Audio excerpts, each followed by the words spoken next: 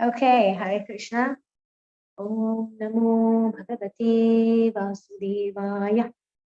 Om Namo Bhagavate Vasudevaya. Om Namo Bhagavate Vasudevaya. Om Jnanatimirandasya Jnananjana Shalakaya Chakshurunmilitam Jena Tasmai Shri Gurave Namaha. Mukakaroti Vachalam Panguram Gayate Girim Yatkripatamaham Vande Shri Guru Dinatarinam Paramanandamadavam Shri Chaitanya Ishwaram Nama Om Vishnupadaya Krishna Krishnaya Bhutale Srimate Jayapataka Swami Niti Namini Namacharya Padaya Nitai Kripapradayane Gaura Damadaya Nagara Gramadharini Namam Vishnupadaya Krishna Krishtaya Bhutale Srimati Bhakti Vedanta Swami Niti Namini Namaste Saraswati Devi Gauravani Pracharine Nirvishesha Shunyavadi Paschatya Deshatarine Jayo Shri Krishna Chaitanya Prabhu Nityananda Shri Advaita Gadadhara Srivasadi Gaura Bhakta Vrinda Hare Krishna Krishna Krishna Hare Hare Hare Rama Rama Hare Hare. Hare Krishna Vaishnavis, welcome to our Gita Connection. In this Gita Connection talks and discussions, we will be going in depth about how as women, as wives, as mothers, and also as daughters, how we relate to the teachings of Gita and how we can apply it so that it nourishes us, it empowers us to be the best version of ourselves through the mercy of Krishna and Arjuna. Today, I will be sharing two important principles that are connected to chapter 2, specifically text 66. And also, I have another verse, which is, let me just tell you the verse, just 16th chapter. Yeah, 16th chapter, text 12. These two principles, they highlight two important principles. One, the second chapter 66 text emphasizes the importance of having a strong sense of purpose, especially while dealing with our powerlessness in our life. Okay, how having a sense of purpose can get us out of that powerlessness and become surrendered to Krishna and become empowered. And the second principle is going to emphasize the point that it's about how do we understand these triggers that happens to us with people that we give power to. Maybe our partners, they do something or they don't do something we want, and it triggers us, and then we react. So, in going in depth with what was happening with Arjuna in terms of that, the powerlessness, being so difficult to handle that he was empowering people that he should not empower. He was giving his power away to Kauravas. He was giving away his power to Duryodhana. Similarly, like we give away our power to somebody else to make us feel in a certain way. So these are the two principles that we'll be discussing. So let me get started. So to be purposeless. Manjushri, can you tell which verses were these two? Oh, the first verse is the second chapter, text 66. It's about purpose, etc. But I'm giving like a context to it myself. So yeah, I'm not reading from the text right now. I'm kind of paraphrasing it because we've already read that verses. So we are kind of like summarizing those sections. So this is the point. To become purposeless is what makes us powerless. Okay, that's the point here. So we need that strong sense of purpose to translate whatever it is going on, a relationship maybe, job maybe, whatever tangible achievements, it needs to be connected to a higher sense of purpose. Otherwise, what happens is a relationship, one little thing, he didn't bring me water, she didn't message me and wish me for my birthday, becomes everything for us. And then we actually go deviate ourselves from the purpose. So, however, when we have a purpose, and we are fulfilling it, then the result of achieving something okay, how can I put this?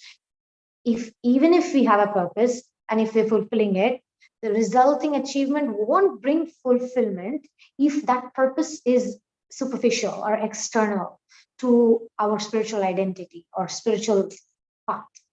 Okay, I don't know if it's clear. For example, okay, I'll give you an example. Some people may aspire to get a specific salary job. Okay, let's give an example. And then they get that achievement. They do get inside, say they want to get into Apple company and they want to become the CEO for California branch. That's their mountaintop. They want to achieve that mountain. So they did plant that victory flag there. They got it. It's of course it's a metaphorical thing, mountain, a certain mountain for you. But after scaling that mountain, you may often find that it was not as exciting as you thought it would be.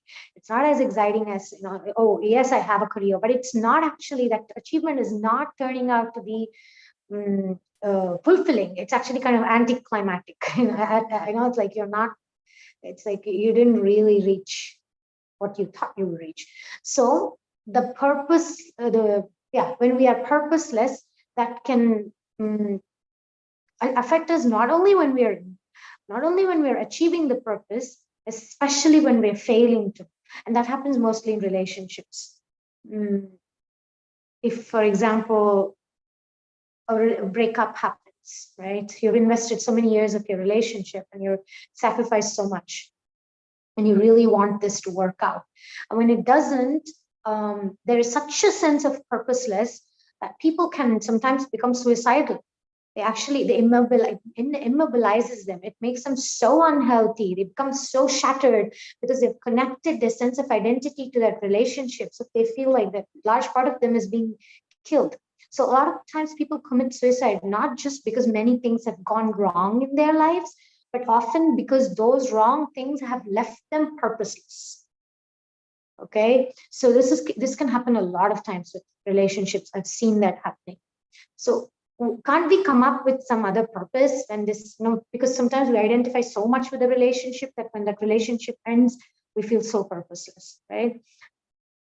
But even with that purpose, okay, the relationship's successful, but we still feel empty-handed. We still feel dissatisfied, or unfulfilled, or frustrated, right? So that's why this Gita verse of second chapter, text 66, it cautions us that if we are spiritually disconnected, then regardless of whether you have a purpose or not, we're going to end up feeling miserable. So thankfully, Krishna consciousness, Gita Connection, Gita consciousness can offer us that fulfilling purpose, that the purpose of connecting with Krishna through loving service. So whatever it is, whether it's a relationship that we are uncertain of, whether it's a job that is unfulfilling, but when we connect it with Krishna, that purpose, the eternal purpose, the long-term purpose, the real purpose gets so strengthened through that what Krishna says, Yat karoshi yadashnashi yajjuhoshi dadashyat yat tapassasvi kaunteya tat kurushvama dharpanam. He says, whatever you do, whatever you eat, whatever you give away, whatever relationship you're in, whatever relationship, I mean, he's not saying relationship, I'm adding that here. Whatever situation you are in, whatever you're doing, you offer it to me as a sacrifice, and he accepts this. That's Krishna, right? So that this purpose comes from not from our subjective infatuation with any particular object, but from our knowledge, objective knowledge about our real identity, that I am Krishna's servant. Chaitanya dasamoi, Chaitanya das, Chaitanya dasamoi, Tanra das. So I am the servant of Lord Chaitanya, and no job, no relationship, no other compartments of my life value as much as the engine room. And the engine room is my identity, that I'm part and parcel of Krishna, and I delight with him in that loving harmony and that loving service. So devotional purposefulness. Sorry, it's a hand for the mouthful. Purposefulness. Devotional purposefulness is so wonderful that purpose doesn't have to be fulfilled to bring us achievement. Even without it being fulfilled, we're feeling connected, we're feeling growth. And even if it works out, it's great, very nice, but we are not attaching our sense of self-worth to it. Whether the relationship works out or not, we are having we're having that sense of we made peace with ourselves, that Krishna is with me today, in this relationship, in this challenge, in this pleasurable moment, in this connection with this other human being. Krishna is there. It's Krishna's love that is flowing through this person. And when things are not working out, it's Krishna's mercy flowing through this person to help me be detached about this world and this relationship. So it keeps us connected to Krishna. So we are growing. So this is a very practical way of applying this. So we can find a spiritual satisfaction regardless of the external achievement or the external success of our goals and things. Okay, that's the first part. I'm kind of rushing because I'm kind of excited about this. I was making a little research and I found some I read some blog from Gita Daily, and then I was like, yes, this is really fitting what I want to share today. So that's the first principle. Purposelessness leads us to powerlessness.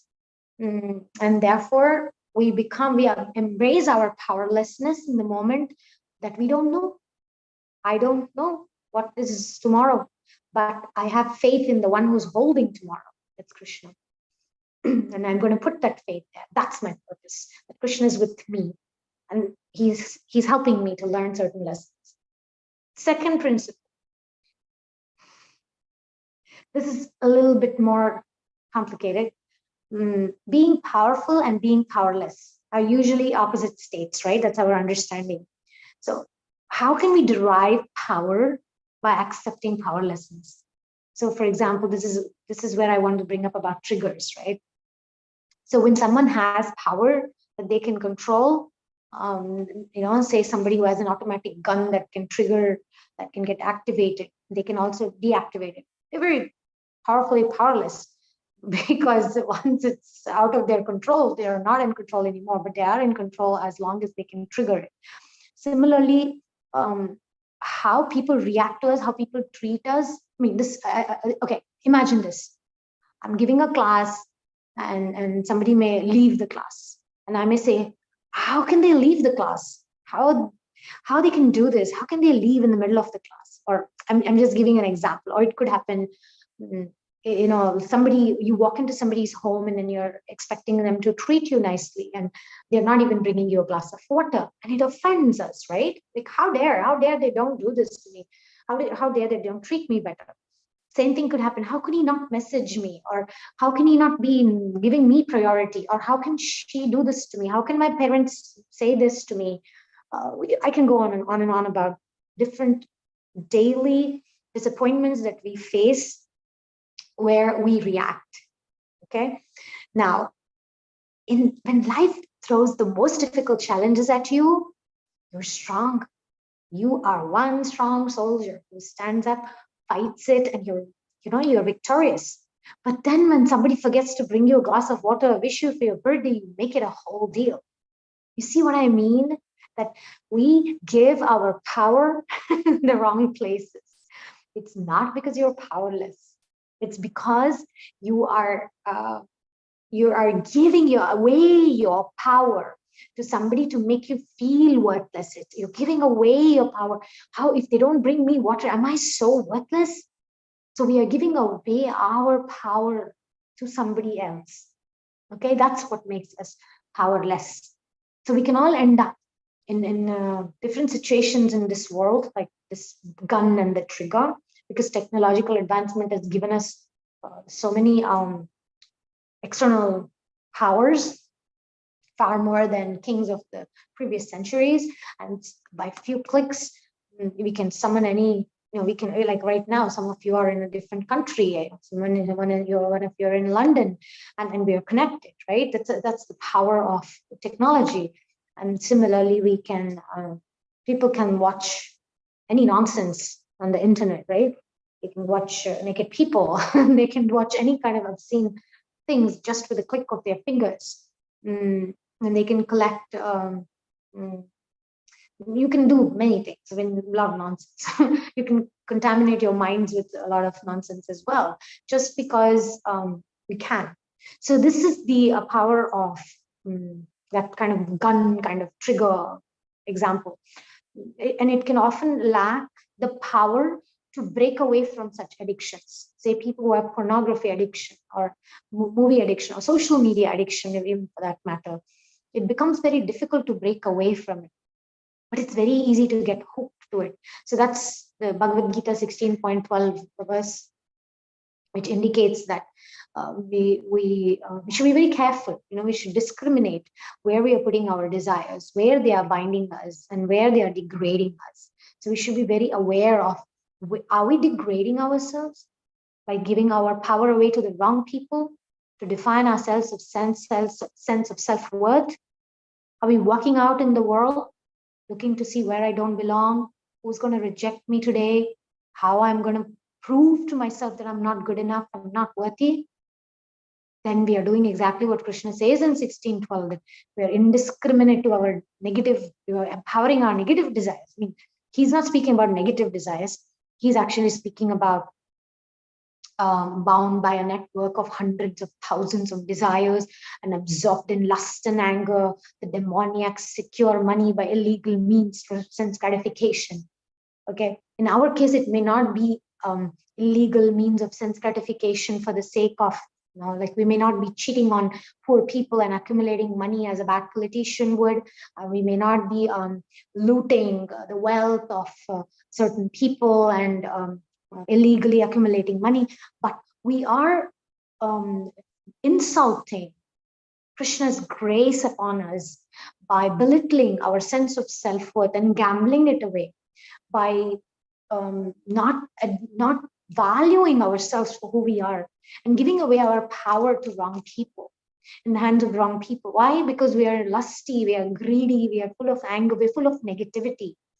So we're walking into this world looking for, oh, this person treats me bad, and that was, we're looking to find reasons to feel bad. I've been having this realization this last week that how a person treats me, it has nothing to do with my self-worth.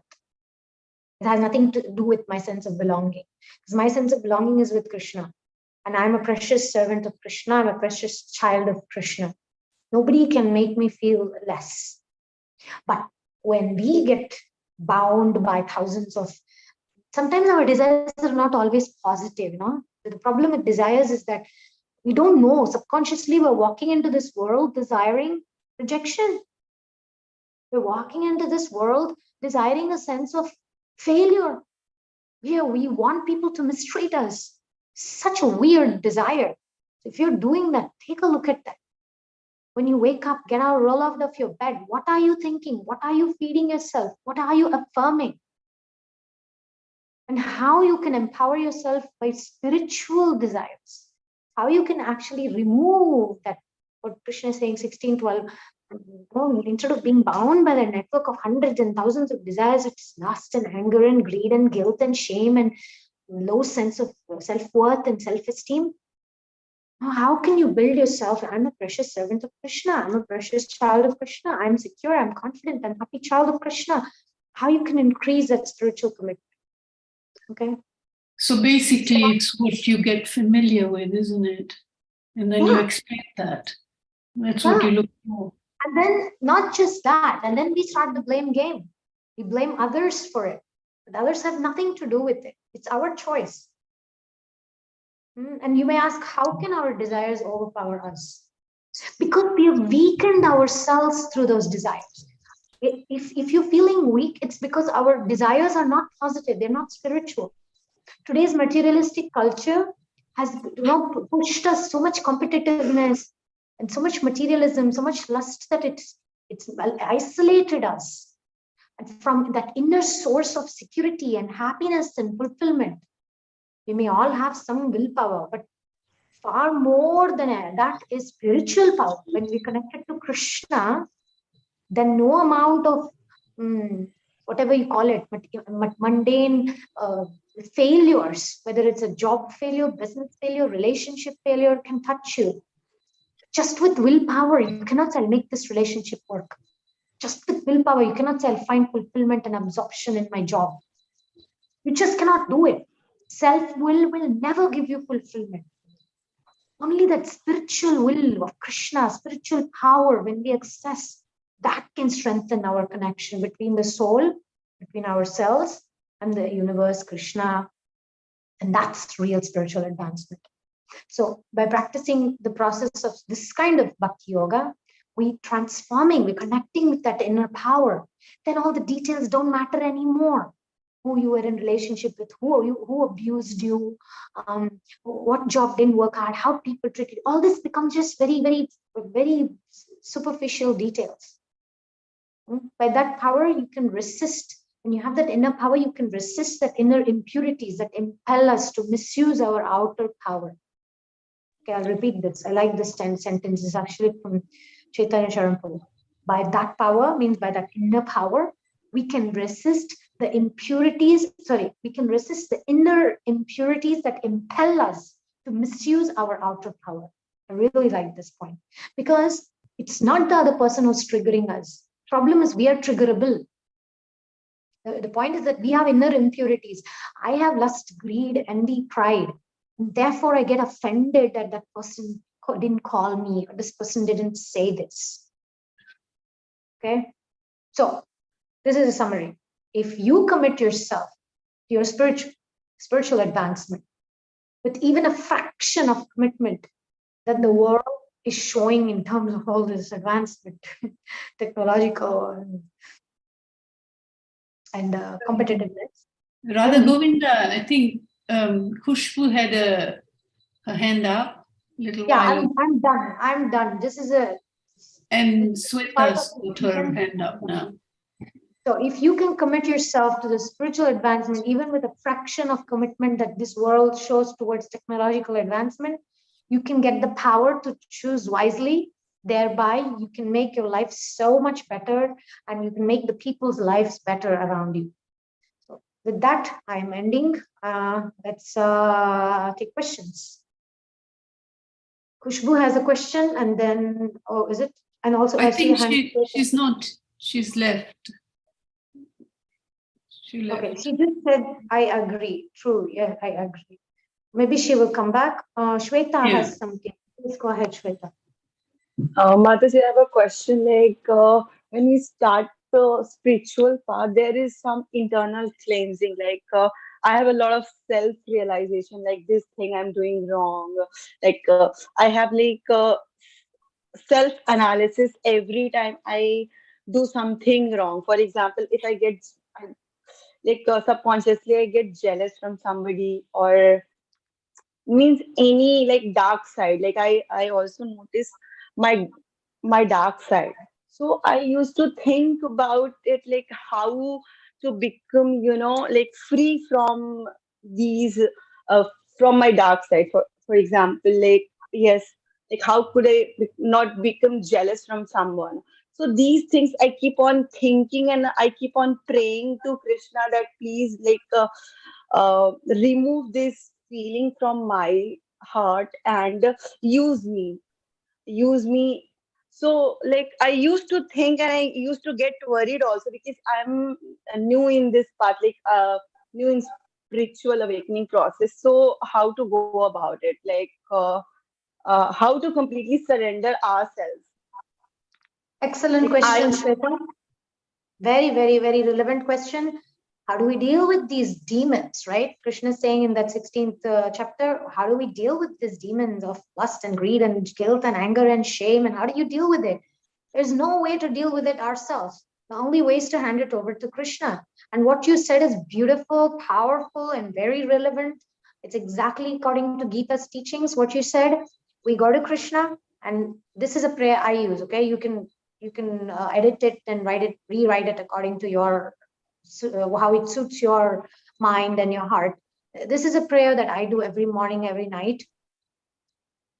Dear Krishna, today I am willing that you have all of me, the good and the bad. Please remove every single character defect that gets in the way of my service to you and your devotees. please give me the strength to do your bidding. Your will and not mine be done. So this is a prayer that makes me give myself both the good and the bad. We don't just go to Krishna only thanking, we also admit our faults. We don't only go with the problems, but we also thank Krishna. So that balance, I'm giving myself the good and the bad, which means I'm recognizing that I have both good and bad. Is that helpful, Shweta? And you're in the right track. You're in the right mood. You are humble. It's not an overnight process. It's a lifestyle. It's not just some goal that you reach, like that mountaintop. It's not about, oh, I'm chanting this many rounds, now I have reached the mountaintop. No, every name, every day is an adventure. It's a discovery. And then this friendship of like-minded people, kindred spirit, grow so much. I have been immensely benefited by these groups that we have. And I benefit so much from these Sunday meetings that we have like that. So keep coming back to the meetings, open your heart, share your doubts, give your ear to others who need your help. And that's the fastest way that you can grow and follow the Gita culture. The Gita culture is all about being of service to others. Mataji, Okay. one more question. Like sometimes I feel like how do I explain it?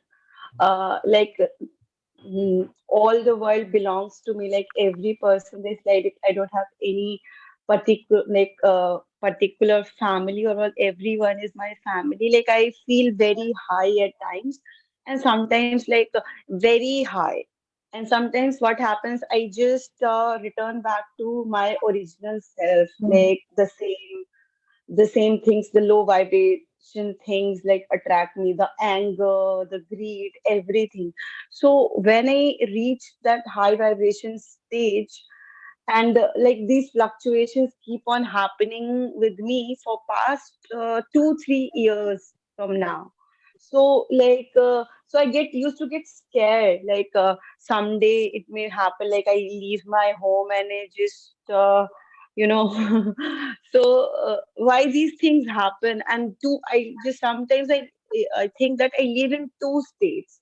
One is very high state, like I want to help others. I don't I think I don't belong to a particular family. The whole like these situation, I think you can understand it better. So like how to cope up with this situation. And I have Okay. a You said, yes, why these things happen, right? You said, why these things happen? Why not? yes. Why not? So But you may say, I live in why two Arjuna, states. why did In two Arjuna states. become weak? How could a person like Arjuna become weak? And you know what's Krishna's answer? Why not? So the point is, these things are meant for a purpose. Krishna doesn't care how pure you are. He cares how sincere we are. He cares about humbling our heart. It's more important for Krishna that our hearts are humbled and we go in front of him and say, oh my God, I'm not perfect at all. But with my brokenness, I'm willing to be of service to you. That's way more pleasing to him than us having a highest mood of morality and compassion and seeing everybody as loving, and we are always loving, we are always kind, we are always in the great mood. He doesn't care about that. He cares when we are broken. That's when he really works through us. That was our last session about brokenness. So your brokenness is what actually helps you to advance spiritually. Not our perfection, not our purity. That's not what the Vaishnava Sampradaya, and that's not what the Gita says. The Gita is not saying that your purity is going to help you advance spiritually. What is going to help us is not the highest level of consciousness of wishing or doing great for people. Actually, our brokenness with which we become humble and yet we want to help others, that sincerity, that open-heartedness, that's what impresses Krishna. Like Krishna is that kind of man, the person that you want to really please. That's how he thinks. Varsha, please welcome. Please ask your question, Varsha. So I can accept myself as a soul and I can see myself as a soul. But how do I see others as a soul? For example, even my parents, now I don't really see them as a soul, but I still see them as another person. How do I do this? So your question is, if I understand you correctly, you can feel and believe that you are the soul, but you have a little bit challenge in actually understanding how other people are also souls, and such as your parents. Am I correct? Not understanding, but in my daily life, I don't really see them as a soul. You get what I Okay. mean? It's like I don't understand that, hey, that guy is a soul too. Right. Okay. So Where for does it example, mean? when they make us angry or make us upset, I don't, it's not processing immediately that, hey, this is also their journey. This is also their Right. challenge. Yeah. Yes. Very, very relevant question. That's what I was saying. Like when big difficulties come, we are very strong. We face it. But when small little things like your parents don't give you what you want, I'm just giving an example, or they don't listen to us, or they're angry for something very small, we look at them. They're humans, right? We look at them and say, how can they be so imperfect? They're my parents. They're supposed to do better, right? So, I mean, I have a very straightforward, direct answer, and I have a very diplomatic, indirect answer. Should I try the direct answer? Sure. Varsha, are you all right Yes. if I give you a very straightforward answer? Yes. Hello? Varsha, are you there? We can't hear you. Yes, okay. The straightforward answer is, it's not only to you, it's not Varsha. It's each one of you who's looking at me. It's each one of us who has this question in our mind. The point is not that we are not able to see others as souls. The point is our selfishness. We are selfish. We want people to behave, act, and treat us the way we want. The problem is our expectation. Because if you realize that you are the soul, then the selfishness will be out of the way. The expectations that people should behave in specific ways to please me will also be out of the way. But the biggest problem for Arjuna was also this. It was not about, oh, I have to kill people. What will happen? I have to kill so many souls. What will happen? That's what he was presenting. But Krishna said, no, that's not your problem. Your problem is when everybody dies and I win the prosperous kingdom, who am I going to show off to? All my relatives will be dead. All the citizens will be dead. Who am I going to show off to? So the answer to your question, very sincere, honest answer is that we are not free from our selfishness, which means we are not self-realized, which means we are not seeing ourselves as a soul either. So when we see ourselves as soul, automatically we see everybody as souls. But when we're struggling with selfishness, with greed, with expectations, with anger, with guilt, with shame, with lust, with jealousy, then we cannot see others as soul, because we are filled with all these conditionings, coverings. This is what Krishna tells Arjuna, that you're covered. It's like a cloud. You're thinking you're seeing something, you're not. So my one sentence answer is, how do we deal with it? We become less selfish. We become of service to them. We're having difficulty to see somebody as spirit souls, parts and parcels of God. We do service to them. My grandfather taught me this. You become jealous of somebody, go make friends with them, serve them. Jealousy will disappear. So the disease is selfishness, and the cure is service. I hope that helps. Thank you.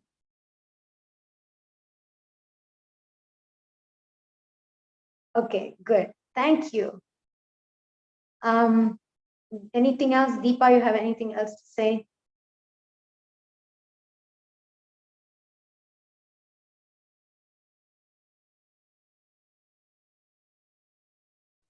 You're speaking on mute.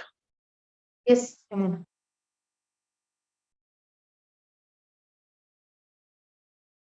Yamuna, can't hear you.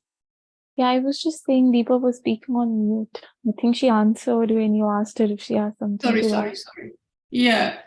No, I was just thinking Kushbu had a question. She's back again. So if she wants Yes, to if ask. you have a question, please, you can type it or speak. It's even better if you speak. But very good questions are coming up, and it's good.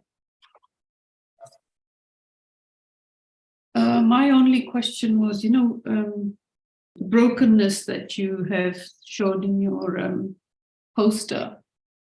So I'm thinking, what does the actual word mean? Because I missed the previous time you had this. Mhm. Very good question. Let me read it for you. Brokenness.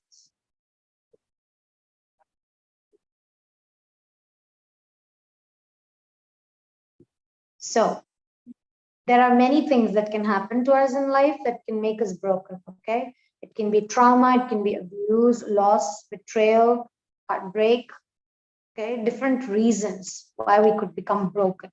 As in essence, broken means we don't feel perfect, we don't feel full, we don't feel complete, we don't feel fulfilled.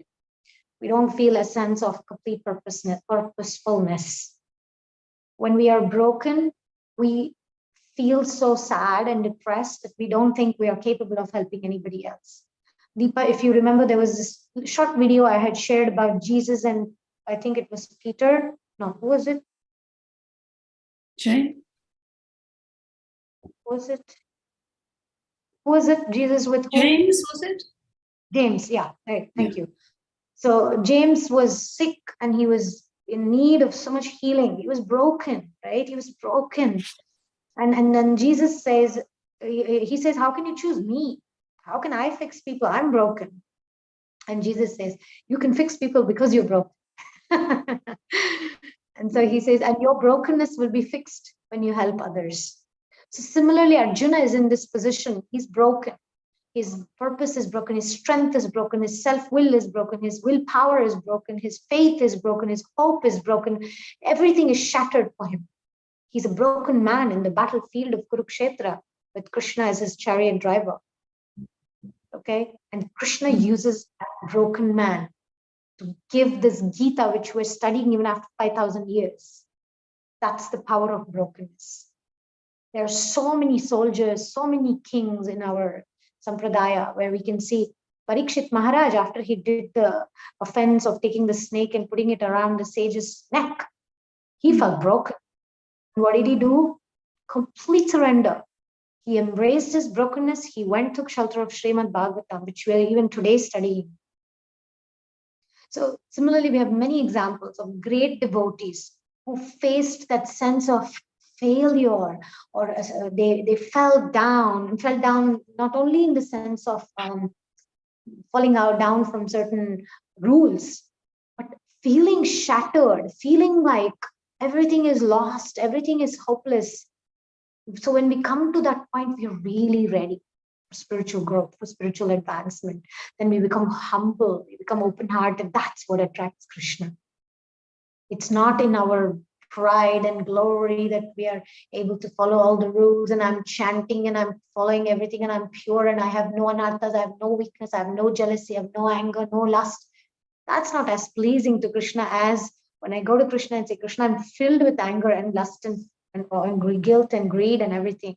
But please take me, use me as an instrument in your service. That's way more pleasing to Krishna. That's our Krishna. It's very, very, very difficult to understand him. The majority of people are not fulfilled, are they? Yes, yes. Okay, That means yes. they're broken? Yes, but the big difference between a person who's broken and who accepts and embraces that and surrenders to Krishna becomes a huge instrument in the hands of the Lord and becomes empowered to achieve his mission, God's mission. But somebody who's, many people, most of us are broken. Most of us broken, we don't even accept, we keep denying it, we keep fighting it, we keep going like a headless chicken, running around trying to find purpose in relationships, in jobs, in life. And we're not going anywhere. We're not going anywhere. Just the same old rat race. So Yes, many people are broken, but the difference is that there's only two options when we are broken, literally. That brokenness can either make us or break us. And generally in this world, people, it breaks them. But when you take shelter of God, that brokenness is what turns you into a beautiful person. In fact, if you can, I recommend you watch that video about the brokenness last week's Gita class, because I had some beautiful quotes and presentations in that, which speaks about, the broken cloud is what brings rain. The broken earth is what sprouts the food that you eat. And, everything broken is what actually gives birth to something beautiful and useful and purposeful. So I recommend you go back and watch that video. And now we're going to take Khushbu's question. I want to ask how, when someone mistreats us, why we feel they hurt our self-worth? Because we are souls. Is this selfish? The straightforward answer is yes. It's the selfishness that hurts us. It's the ego that hurts us. Like I said, when difficult circumstances come, we face it with no complaints. But when one person we love doesn't pick up our jacket or whatever, we become offended. So there are different ways to determine if it is selfish and what level of selfishness it is. For example, you said it feels like they hurt our self-worth, right? Now, we can look at this in Sattvagun, Rajagun, and Tamogun. In Tamogun, if we feel our self-worth is hurt, we become depressed, we become worthless, we become useless. We just sit there and lament and grieve about it. In Rajagun, we may argue, we may just try to prove our self-worth. And in Sattvagun, we say, ouch, that hurts. Makes me feel unimportant, makes me feel less, it makes me feel unworthy, not precious. And what do? We go to Krishna. We don't try to fix it ourselves, which is in the mode of passion. I try to prove my sense of self.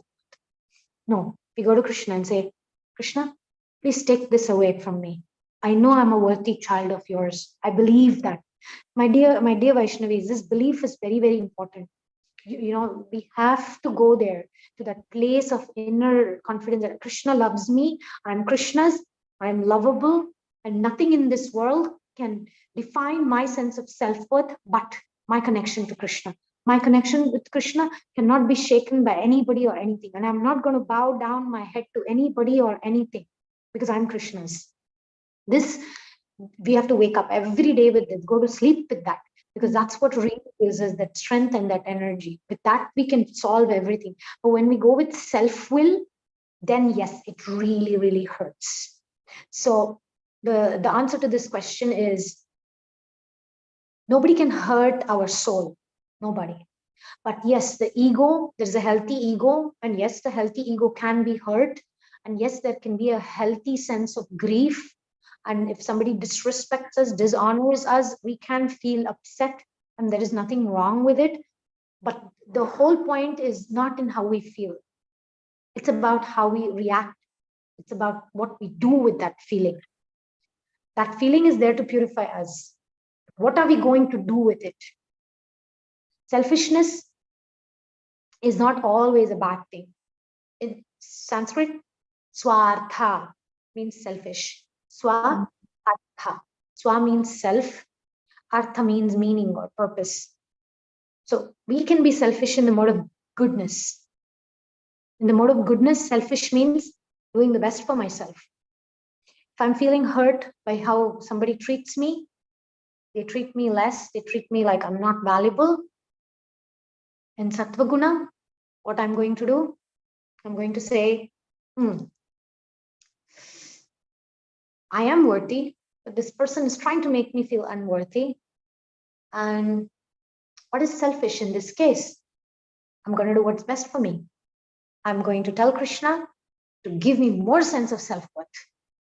Okay, that's Sattva, Sattva Guna. So It's all right to feel bad. It's all right to feel hurt. But what we're going to do with that hurt? Either it can bring us down and destroy us and ruin us, means break us, or it can make us into amazing, invincible, eternal spirit souls that nothing can shake us but Krishna's love and Krishna's faith, because of Krishna's love and because of Krishna's faith. Okay, I hope that helps, Khushbu. So can I say that we never feel too bad as long as Krishna is in the center of it? The point is, as long as Krishna is in the center, feeling bad also, we embrace even that, because Arjuna's backside was kicked by Krishna. I'm trying to be gentle here. Krishna was kicking the false ego of Arjuna. It wasn't pleasant. Arjuna was feeling very bad listening to many things Krishna was saying. But because Krishna is the center, feeling bad does not take the prominence anymore. We don't give importance to how I'm feeling anymore. Because I love Krishna and I know he has the best interest for me. Even if I'm feeling bad, I have faith in Krishna, and therefore feeling bad does not have importance there anymore. I'm doing Krishna's will. Doesn't matter if I'm feeling good or bad. It's the highest level. So what I'm saying is that there is no false promise to say that if you follow Krishna's will, you won't feel bad. But if you follow Krishna's will, you have so much strength that feeling bad will not take prominence in your mind, in your life anymore. That's what I'm saying. Being mistreated will not affect you as much. It's not that we will not be mistreated. Mistreatment could still be there because it's the problem of the other person. But you will have that strong sense of connection and trust with Krishna that it won't be so important to you anymore. Your self-worth will not be affected by it. You may still feel bad, but self-worth won't be affected by it. I'm just thinking of like some people in the same situation will want to die and kill themselves, and some people will, even when they go through even worse things, will, not be in that stage, not get that distressed. Yeah. Actually, I think the next question is relevant to what you're just saying here. Because Prabhupada, I'm thinking of Srila Prabhupada. Neha Agarwal is asking this beautiful question.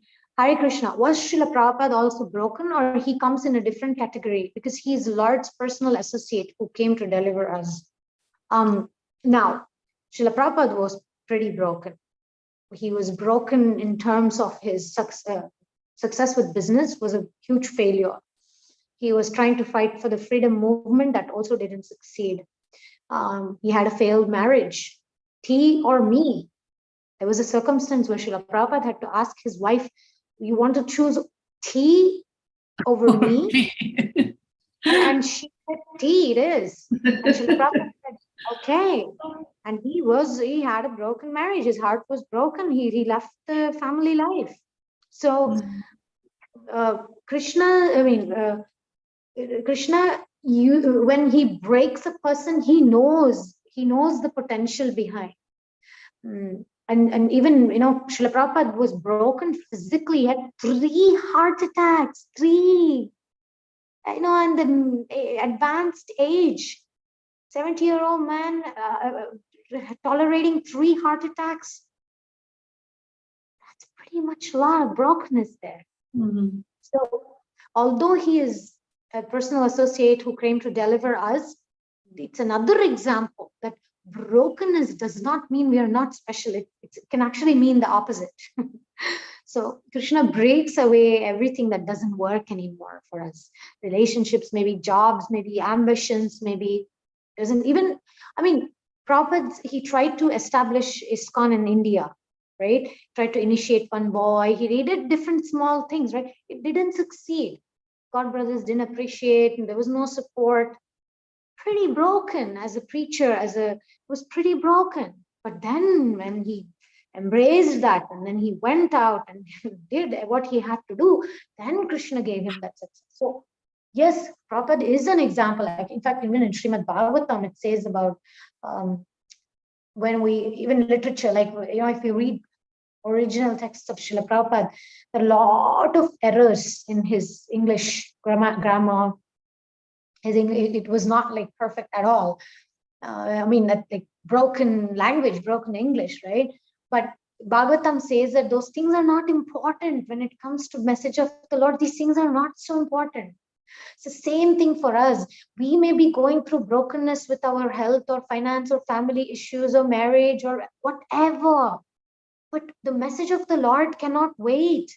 The message of the Lord has nothing to do with our personal circumstances or our brokenness. In fact, it can only help us to feel empathy for other broken people. But we can actually be out there and be of service. Okay, that's my answer. And let's see, Neha is saying something else. Okay, Kushbu is saying, yes, we don't have to believe the mistreatment about who we are. Yes, we are lovable, definitely. Mistreatment is only the problem of the other person who mistreats us. Our sense of self-worth is not attached to their behavior and mistreatment. It's hard. As long as we are in Rajas and Tamas, we'll struggle a lot. But when we come to Sattva-guna and say, no, I'm precious child of Krishna, we'll get. That's why we need to affirm that every day. I'm a precious child of Krishna. I'm a lovable child of Krishna.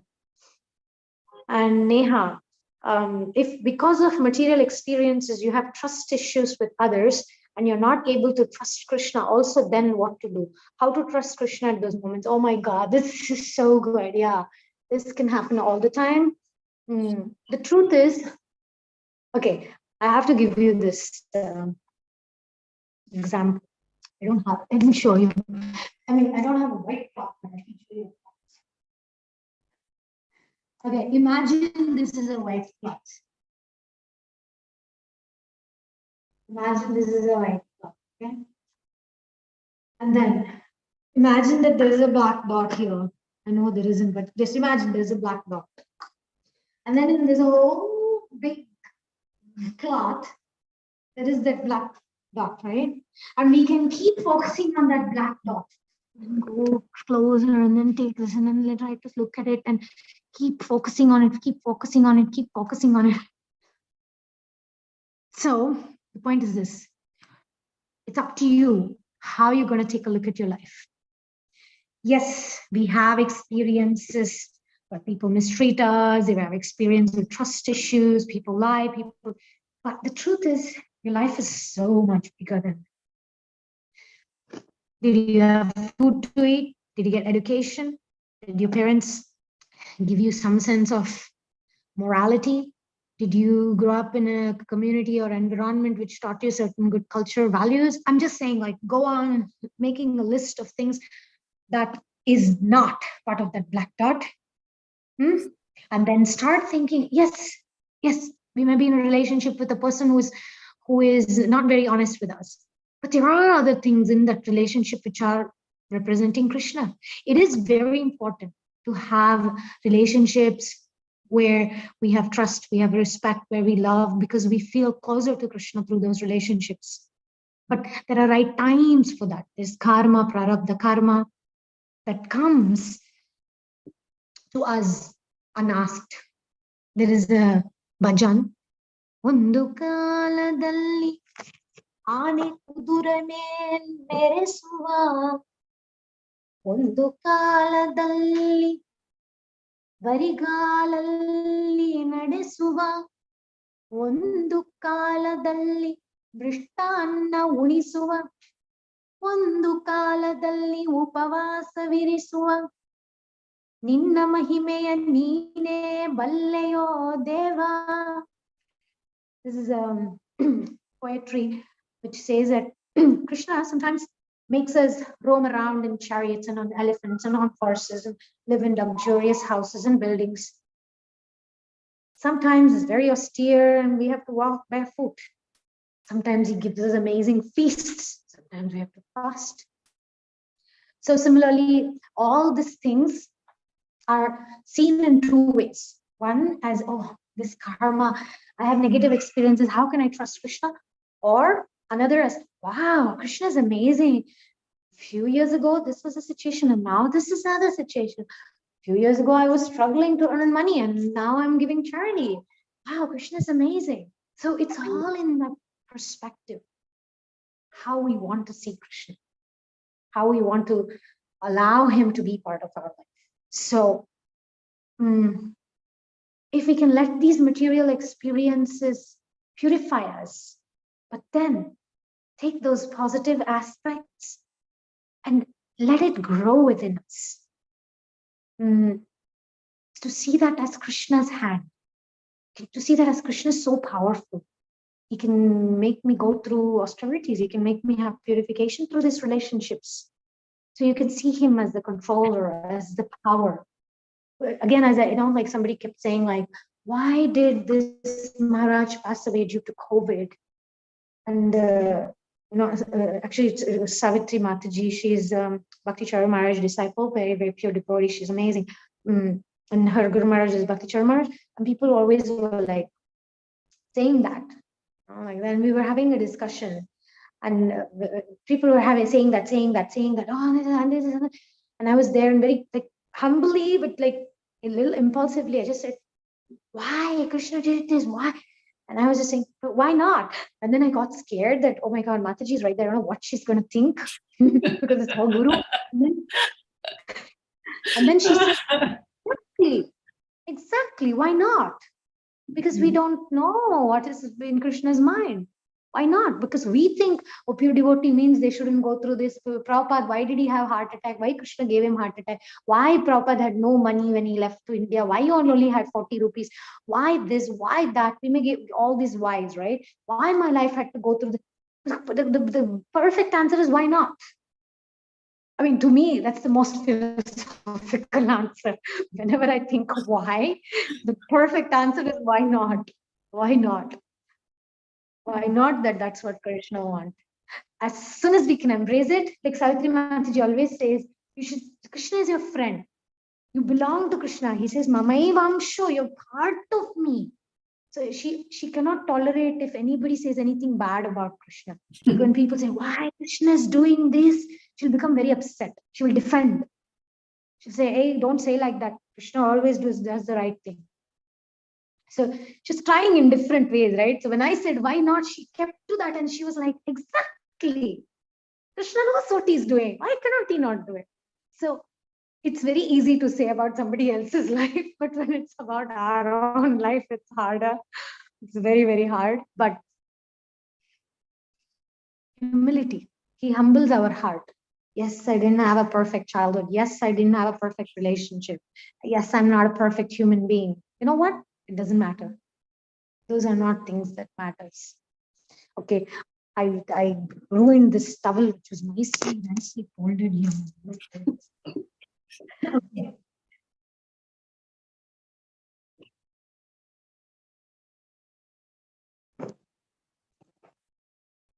Anything else?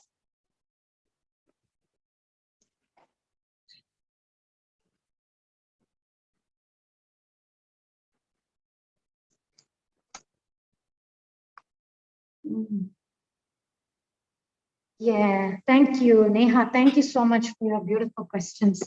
Very, very relevant.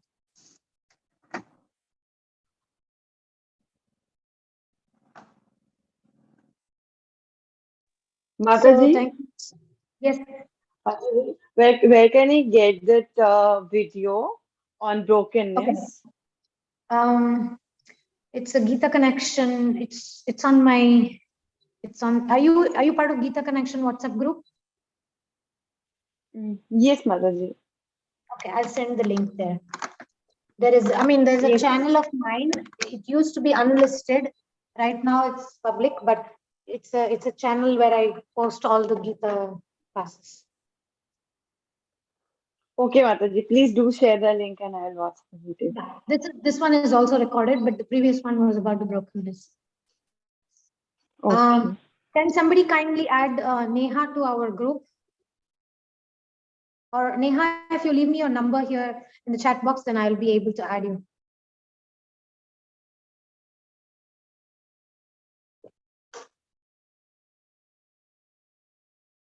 Yeah, I'm not an admin, but I think Deepa Mataji can add. She's an admin. Or if you can just leave your number and then, yeah, you'll do that, yes, Shri? Yeah, I'll do that. Thanks.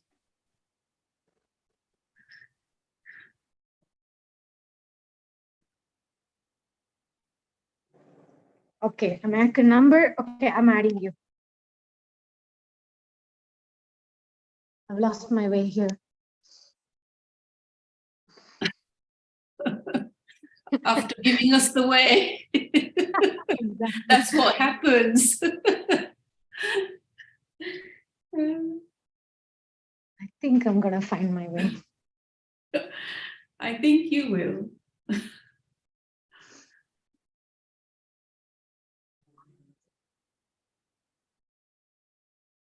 As you have Krishna at the center of it all.